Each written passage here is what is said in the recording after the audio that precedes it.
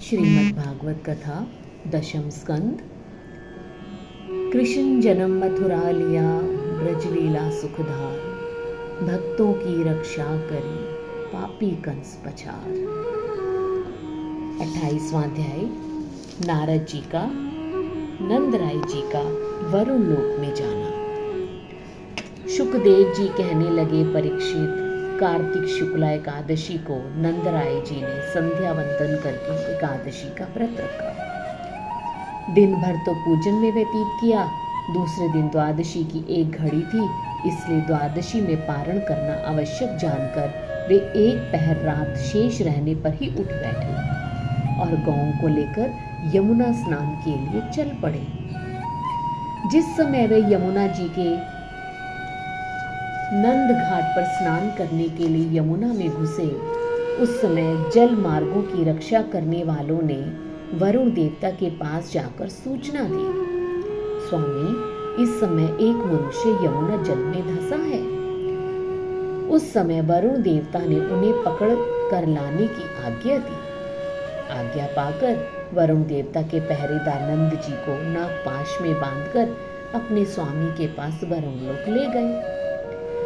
नंद जी ने कृष्ण बलराम को बहुत पुकारा, परंतु उनकी पुकार वहां तक ना पहुंची। अस्तु, जब वे वरुण देवता के पास पहुंचे, तब वरुण देवता नंद जी को श्री कृष्ण चंद्र जी का पिता पहचानकर अपने मन में बहुत प्रसन्न हुए। विचार किया, त्रिलोकीनाथ जब इन्हें लेने के लिए यहाँ आएंगे, तब उनके दर्शन होंगे। ये सोचकर वरुण देवता ने नंद जी को अपने महल में ले जाकर सम्मान सहित ठहरा दिया। श्याम सुंदर के पधारने की आशा में बहुत सुंदर रतन जड़ित सिंहासन बिछाकर पूजा की सामग्री की तैयारी की। नंद जी की प्रशंसा करते हुए वरुण देवता की स्त्रियों ने कहा, हे नंदराय जी, आप तो बड़े भाग्यशाली हैं जो भगवान श्री वैकुंठनाथ जी आपके घर पुत्र रूप में पधारे हैं। इस प्रकार वहां तो देव स्त्रियां नंद जी का आदर सत्कार कर रही थी, और जब नंद जी स्नान करके जल से बाहर नहीं निकले तो ग्वाल बाल चिंता करने लगे। ग्वालों ने देखा कि जल में भी नहीं देखा।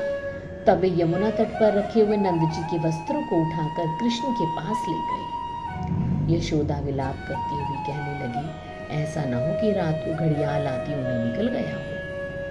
तब सब गोप ग्वाल नंद जी को ढूंढने के लिए इधर उधर घूमने लगे। परीक्षित, गोप ग्वालों के ढूंढने पर नंद जी का पता ना चला। तब यशोदा, रोहिणी आदि स्त्रियां अत्यंत विलाप करके रोने लगी। कृष्ण जी ने यशोदा जी को धीरज बंधाते हुए कहा, हे मैया, नंद बाबा को ढूंढकर मैं ले जाता हूँ, तुम चिंता मत करो। यशोदा आदि जी को कुछ धैर्य हुआ। कृष्ण ने पूछताछ करके जाना कि अभी कुछ समय पूर्व वरुण के पहरेदार नावों में घूम रहे थे, और यह जानकर श्री हरि सीधा वरुण लोक जा पधारे। उनका मुख कमल हजारों सूर्यों के समान प्रकाशित हो रहा था। वरुण देवता ने श्याम सुंदर को गाते देखा तो आगे बढ़कर मार्ग में पीतांबर बिछाता हुआ सम्मान पूर्वक अपने घर ले आया। विधिवत पूजन किया, प्रार्थना की, प्रभु, आज मेरा जन्म सफल हुआ, जो आपने यहाँ पधार कर मेरा घर पवित्र किया, मुझे अपना दर्शन देकर कृतार्थ किया।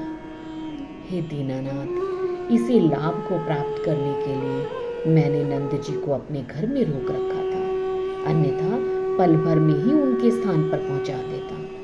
हे स्वामी, मेरे सेवकों से यह अपराध अनजाने में हो गया। यद्यपि इन्होंने दंड पाने का अपराध किया है, परंतु मैंने इसलिए इनका गुणगान नहीं माना है। अपराध के कारण मुझे आपके दर्शन और पिता की सेवा करने का सौभाग्य मिला। अब आप मेरा चरण स्पर्श स्वीकार करें। हे त्रिलोकीनाथ, मुझसे जो अपराध हुआ है आप क्षमा करें। क्यों? क्योंकि आप तो क्षमा के सागर हैं। वरुण की स्तुति से वरुण की स्त्रियों ने श्याम सुंदर को दंडवत करते हुए कहा, हे प्रभु, नंद, यशोदा और ब्रजवासियों के बड़े भाग्य हैं जिनके घर आप परब्रह्म प्रभु लीलाएं करने के लिए अवतरित हुए हैं।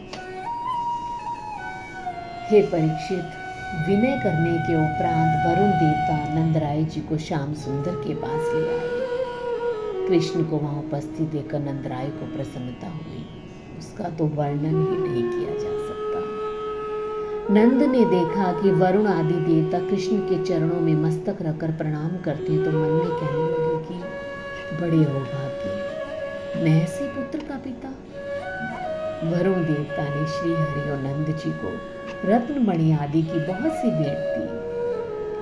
कृष्ण नंद जी को साथ लेकर यमुना तट पर आए। यशोदा ने नंद जी से कहा, आप मेरे मना करने पर भी रात के समय नहाने के लिए चले गए, सो आज नारायण ने ही तुम्हारे प्राण बचाए।